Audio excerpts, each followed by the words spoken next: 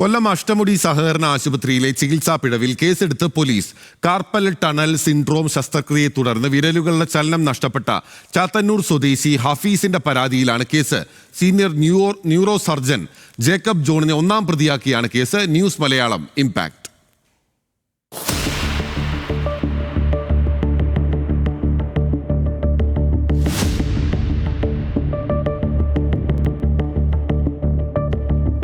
കൊല്ലം അഷ്ടമുടി സഹകരണ ആശുപത്രിയിൽ നടന്ന കാർപ്പൽ ടണൽ സിൻഡ്രോം ശസ്ത്രക്രിയയിലെ പിഴവിൽ ചാത്തന്നൂർ സ്വദേശി ഹഫീസ്, പരവൂർ സ്വദേശിയായ വിനീത എന്നിവരുടെ വിരലുകളുടെ ചലനശേഷി നഷ്ടപ്പെട്ടതായാണ് പരാതി.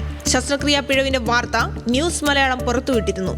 വാർത്ത പുറത്തു വന്നതിന് പിന്നാലെയാണ് പോലീസ് നടപടി.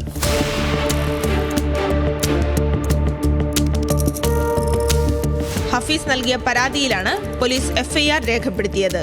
വിനീതയുടെ ആരോപണവും പോലീസ് പരിശോധിക്കുന്നുണ്ട്. Senior neuro surgeon doctor Jacob John, doctor Anjali എന്നിവരെ പ്രതി ചേർത്താണ് എഫ്ഐആർ. അന്വേഷണത്തിനൊടുവിൽ കൂടുതൽ വകുപ്പുകൾ ചുമത്താനാണ് പോലീസ് നീക്കം.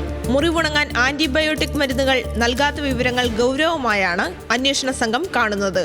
ശസ്ത്രക്രിയ കഴിഞ്ഞ ശേഷം ഇരുവർക്കും ആന്റിബയോട്ടിക് നൽകിയിട്ടില്ല.